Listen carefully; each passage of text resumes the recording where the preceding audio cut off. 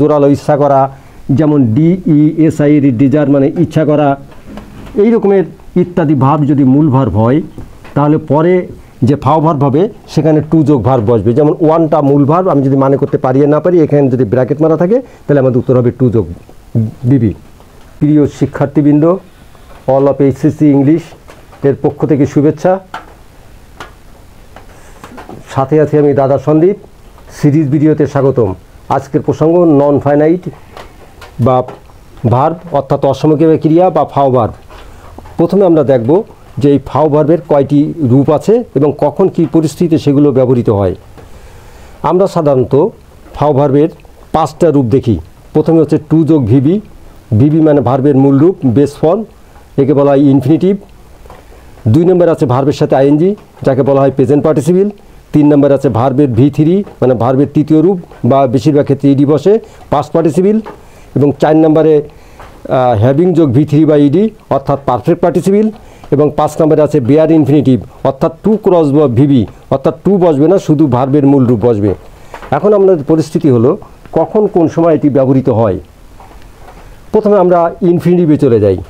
ইনফিনিটিভের 2টা ক্ষেত্রে সাধারণত ইনফিনিটিভকে বোঝা যায়। একটা হচ্ছে ফাও ভার্ব যদি মূল ভার্বের পরে বা ভবিষ্যতে ঘটবে বোঝালে।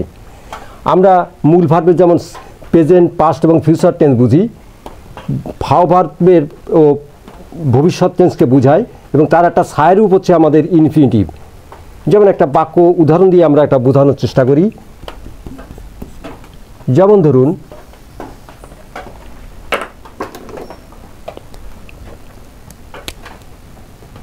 I want to be a vagabond। আমি একজন ভবঘুরে হতে চাই। এই জায়গায় ওয়ান্ট হচ্ছে মূল ভার্ব অর্থাৎ সাবজেক্টে পরে যে ভার্ব আছে, আর এইটাকে ব্র্যাকেট মারা থাকবে এবং এটা হচ্ছে আমাদের ফাও ভার্ব। তো যদি বাংলা মানে করা হয় আমি চাই একজন ভবঘুরে হতে, তাহলে চাওয়া কাজটা হচ্ছে এখন এবং ভবঘুরে হওয়াটা হবে ভবিষ্যতে বা পরে। ভবিষ্যৎ বা পরে বোঝাতে অর্থাৎ ফিউচার টেন্সের শ্যাডো রূপ হচ্ছে ইনফিনিটিভ, অর্থাৎ সেই বিবেচনায় এই জায়গায় উত্তর হবে টু যোগ ভিবি। এখন অনেক সময় এরকমের হয় যে আমরা ঠিকমতো উচ্চারণ করতে পারি না, মানে করতে পারি না, তার বর্তমান ভবিষ্যৎ আমাদের বোঝা খুব মুশকিল হয়।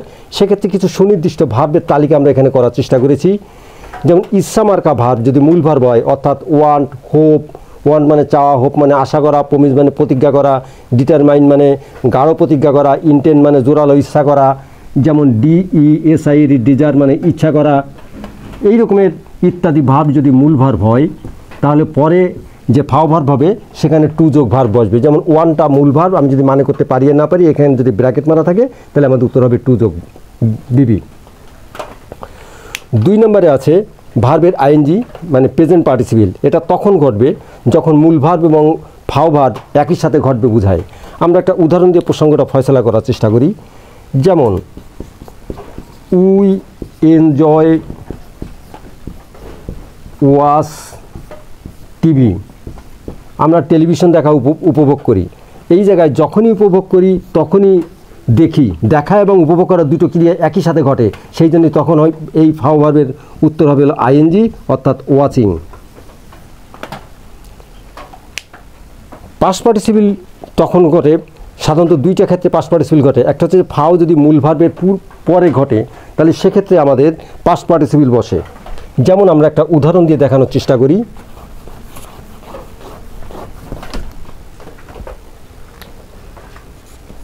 There are several trees uproot on the road। এটা বাক্যটার বাংলা মানে করলে এরকম দাঁড়ায় যে রাস্তার পরে কয়েকটি গাছ উপড়ে পড়ে আছে। অর্থাৎ গতকাল রাতে ঝড় হয়েছে, আমি সকালে রাস্তায় উঠে দেখছি গাছগুলো পড়ে আছে।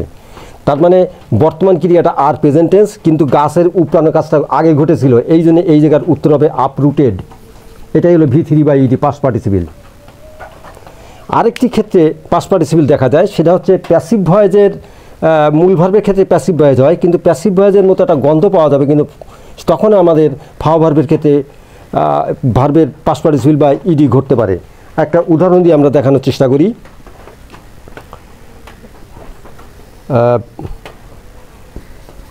Air pollute by smoke may cause asthma, অর্থাৎ বাতাস ধোঁয়া দ্বারা দূষিত হলে মানে শ্বাসকষ্ট বা অ্যাজমার সৃষ্টি করতে পারে।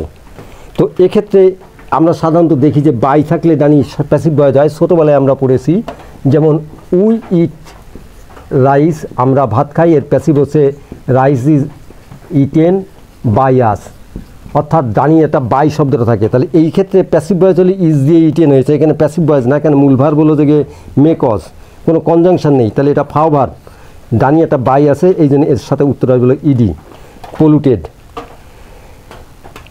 আরেকটি তারপরের সিরিয়াল হচ্ছে আমাদের হ্যাভিং যোগ ভিতরি, অর্থাৎ পারফেক্ট পার্টিসিপিল। পারফেক্ট পার্টিসিপিল কখন বসে? সাধারণত এখানে আমরা একটা কথা লিখেছি, পাস্ট পারফেক্ট টেন্সের বিকল্প সিম্পল বাক্য যখন গঠন করা হয় তখনই আমাদের এই পারফেক্ট পার্টিসিপিল আসে। আমি একটা উদাহরণ দিয়ে প্রসঙ্গটা ফয়সলা করার চেষ্টা করি। I had completed my homework before I went to college. Past perfect টেন্সের সংজ্ঞা হচ্ছে অতীতকালের দুটো কাজের মধ্যে যে কাজটা আগে হয় সেটার পাস্ট পারফেক্ট হয়, অর্থাৎ হ্যাড যোগ ভিতরি হয়, যেমন হ্যাড কমপ্লিটেড, এবং বাকি ভার্বের হলো থেকে পাস্ট টেন্স হয় বা ওয়েন্ট V2, অর্থাৎ কলেজে যাওয়ার আগে আমি হলো থেকে বাড়ির কাজ সম্পন্ন করেছিলাম। এখন এই বাক্যটিকে এখানে বিফোর কনজাংশন, এটা একটা কমপ্লেক্স বাক্য, এই একটা মূল ভার্ব, এই একটা মূল ভার্ব।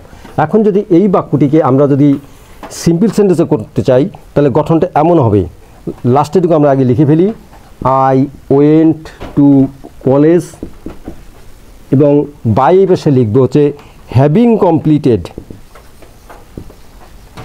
কমপ্লিটেড হোমওয়ার্ক, অর্থাৎ এই যে হ্যাভিং দিয়ে ইডি করা, এটাই হচ্ছে পাস্ট পারফেক্ট টেন্সের সিম্পল বাক্য, কারণ এখানে বিফোর কোনো কনজাংশন নেই, এই সাবজেক্ট ভার্ব। অর্থাৎ এইভাবেই হলো যে আমাদের পারফেক্ট পার্টিসিপল হিসেবে হ্যাভিং যোগ ভিতরি